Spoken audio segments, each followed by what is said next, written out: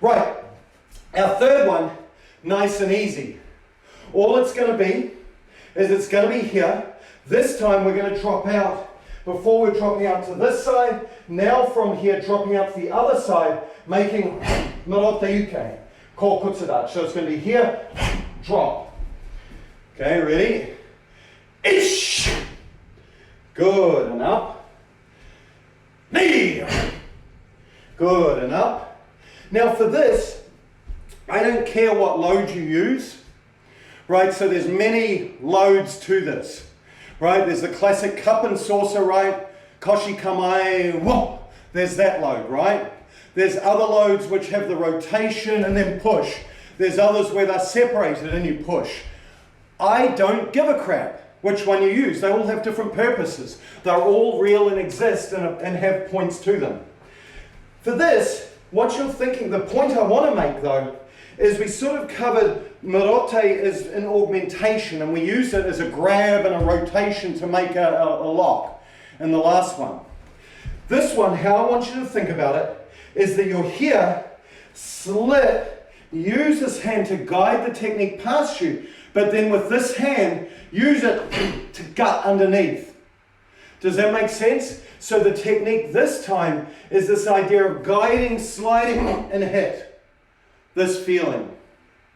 Okay, so augment the technique, the feeling of this. When you talk to Steve Ubel, about Marote, and he's the one who really put me onto this augmentation kick, is this idea of don't have the feeling of this hand pushing into the forearm. Don't have the idea of it pushing over. Have it with the idea of pushing forward, right? So what you're doing is as you're making the technique, and the way I do this is my funny bone sitting right here. These knuckles here, these two, push in just above my funny bone. That's where they sit, right? That's the position for Marote. But when you do that, if you're pushing against, you tend to roll your fist, this elbow comes off, the whole technique starts to break. It shouldn't be, it should be connected to your body. And then the feeling is this is making a block and this is pushing forward. Boom, it's this feeling. And so what you could technically do even, and if you look, at the moment I'm giving you one application of the idea of just block, cover, then strike. That's easier for you to think about. But in reality, what I'm probably doing here is this is the blocking hand, this is the striking hand, and I'm just driving in. I'm blocking here and hitting here. Does that make sense? Either would work fine. The feeling I want you to do though at the moment is just sit and hit. Whether it's here, block, cover and hit, or if it's block, reinforce, trap, and then hit underneath.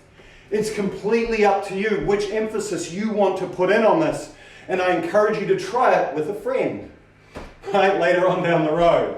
So, and if you notice this feeling, if you notice I'm not pulling back, I'm not doing the sweeping action for the block. The reason is this, if I just bring it to the side, it's a classic load. You see what I mean? It's just my intent is this person coming in and then making the block. That's fine. It's still following the same action, right? And the same course of hit. Ready? Ish! Boom, boom, boom. Then now I'm going to do the other one. Knee! Sun! She! Go! Good. And also, don't get hooked into the idea that it has to be all the way over, right? Boom, into this. Just make it an uppercut. You know what I mean? The only reason you would do an uppercut versus tatezuki versus full chokazuki, it just depends on how far away they are. You see what I mean? I'm sure we've all been with an instructor who said, oh, let's do urazuki, urazuki, urazuki. Now let's do tatezuki, tatezuki, tatezuki. Let's do chokazuki, chokazuki, chokazuki, right? And then they tell you, well, these are used for different distances. And then you never ever apply that. So in a straight chokazuki, you actually do all three punches. You know what I mean? And those three punches just depend on distance. So for you, as you go here, imagine where your opponent is. Are they right there? And if they are, then just make it ura. If they're further away, make it choku. If they're in the middle, make it tate. You see what I mean? Don't fall into a stereotype of one. Make your imagination alive and let it fold into what you want to do. Does that make sense? Okay, again, ready? Ish. Where am I going? This way. Good. Knee. Sun. Good. One more. Shi. Good. One more. Go. Good.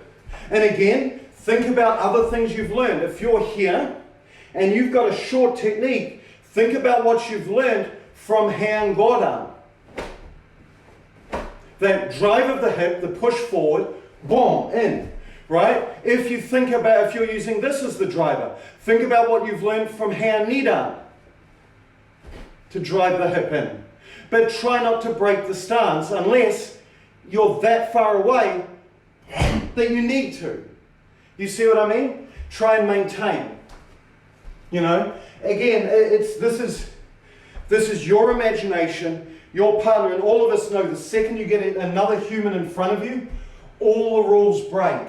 You know what I mean? And that's cool because we're all different sizes and you need to be able to adjust. But what I don't want you to do is I don't want you to adjust unthinkingly.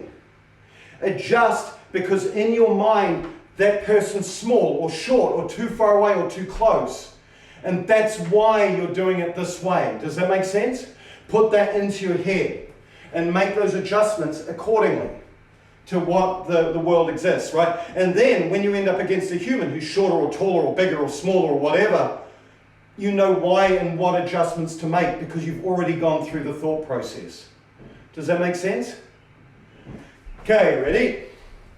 A few more. Ish. Me. Sun. Good. One more. She. Good. Okay, now from here, make it 1, 2, hit. Then from here, 3, in. This time, strike, strike, whichever way. This time you're just hitting them with both frickin' hands. You know what I mean? So you're here, you make the first one, boom, in. Second one, just drive it here, here. 1, 2. Right? Again, it's critical that you remain in back stance.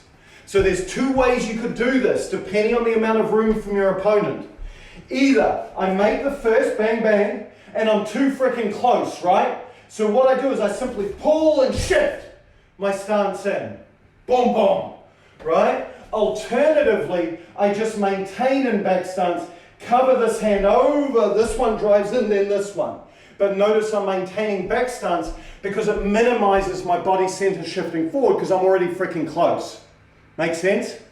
Okay, so you can either pull it back, depending if your opponent's right there, boom, boom, and I've hit, or if I'm here, they're probably further away, depending on which one of these I use. I can either switch, boom, boom, or alternatively, just step, switch, boom, and hit. Your choice. Okay, ready? Itch, then step, knee. Good. Again. Itch, knee. Good. Itch, knee. Itch, knee. Itch, knee. Good. Okay, we have one more technique to add to this because it just makes me feel fuzzy. Okay? From here, you're going to make the first cover block hit. Do your second step in, whichever way you're doing it. Third one, grab whatever. Knee to the side, then turn. Okay? You can grab their eyeballs, pull them down by the eyeballs, right? This technique here, if you want, out of chinte. Yeah. Right? You can fish hook them by the freaking corner of the mouth and pull them down. You can reach behind that if you don't want to get your hands gooey. Put your hand behind their neck, grab their t-shirt, whatever, hair, right? Everybody, Steve loves, because I have longer hair, Steve loves to grab me by the hair and pull me wherever he wants to go. He wants me to get a shoto cut, right? You can just make whatever suits your boat here, boom. You can drive this up so the elbow pulls them down. The knee can either go straight or cut the angle to the side. It doesn't matter which. The target can either be straight on the inside, on the outside of the leg, right where you get a dead leg, you know, that nerve complex, and just wipe the knee out. Or you can hit them into the stomach or into the head, depending on the distance. If you're close, knee, leg, boom, take it out. If you're a little bit closer, solar plexus, right into the bony part of the sternum. If they're further out, face, boom, right? It doesn't matter. And then instead of just here and just boom and sort of posing, now I'll use it to turn. Just step through. So let's try. Ich, ni, san. Good. And back. Ich,